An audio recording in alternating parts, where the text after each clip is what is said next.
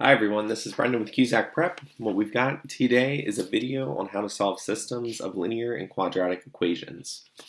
What we can see is we have two problems, one on the left that has two parts to it. One is a quadratic system. We know it's quadratic because it has both x squared and x in the equation. And the other is a linear system, which just has x on one side of the equation.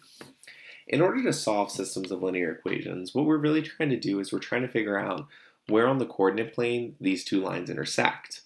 So if I want to determine where these two lines intersect, I know that they intersect where the y coordinates are equal to each other and where the x coordinates are also equal to each other at the same time.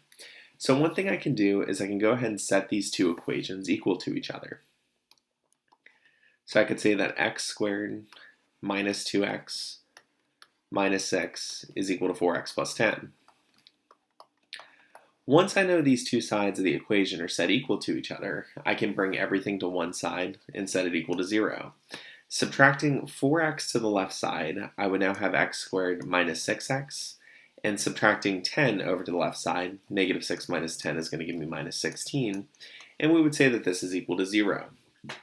Now, in order to factor, or to solve this, I'm going to need a factor. So I need two numbers that multiply to negative 16, and then that add to negative 6. These numbers could be x minus 8, as well as x plus 2. Setting each of these numbers equal to 0, I find x minus 8 is equal to 0, or x plus 2 is equal to 0. And this leads me to two solutions. One is where x is equal to 8, and the other is where x is equal to negative 2. Now, we're not quite done, and if you're taking the SAT, they may try to trick you and put the points 8, negative 2, or negative 2, 8 as possible answers. Problem with that is x equals 8 and x equals negative 2 do not constitute a coordinate pair. To have a coordinate pair, you need one x coordinate and one y coordinate.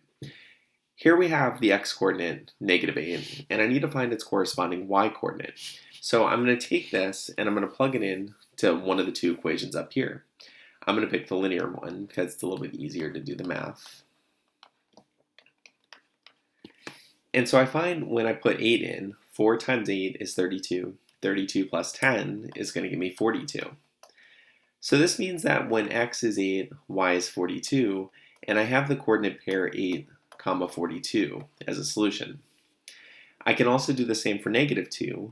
I'm going to say y is equal to 4 times negative 2 plus 10.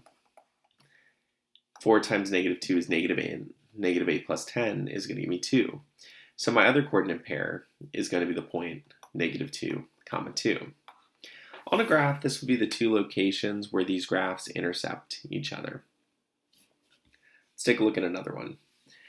Here we have y equals x squared plus 7x plus 100, and we have y plus 10x equals 30. Now, before we can set the two equations equal to each other, I need to go ahead and solve the second equation for y. So I have y equals negative 10x plus 30.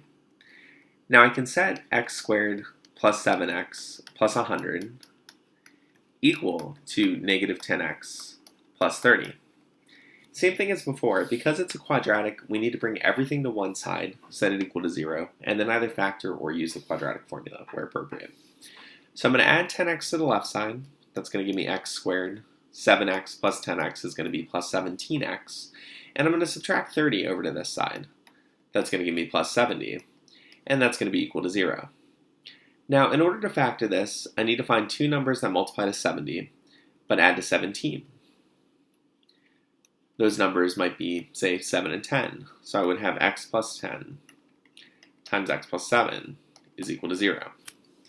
Once again, I set each of these factors equal to 0 separately, so x plus 10 equals 0, and x plus 7 is equal to 0. And I come up with x is equal to negative 10, and x is equal to negative 7 as my two x coordinates of the solutions. To find the y coordinates, once again, I'm going to take these numbers, and I'm going to come back up here, and I'm going to plug into that equation. So y would equal negative 10 times x, which is negative 10, plus 30, and y would also equal negative 10 times negative 7 plus 30. This value right here is 100. 100 plus 30 is going to give me 130. Right here, this is 70. 70 plus 30 is going to give me 100. So I can see that my solutions are going to be the point negative 10, comma 130, as well as the point negative 7, comma 100. And that's how you solve systems of equations that have one linear and one quadratic equation. The key is to remember that it's just like substitution or elimination, or just setting the equations equal to each other. And then once you've set the equations equal to each other, because you have an x squared and an x, you have to move everything to one side, set it equal to 0, and then factor it. And that's how you do those problems. Thanks for watching. Hope you found this video helpful.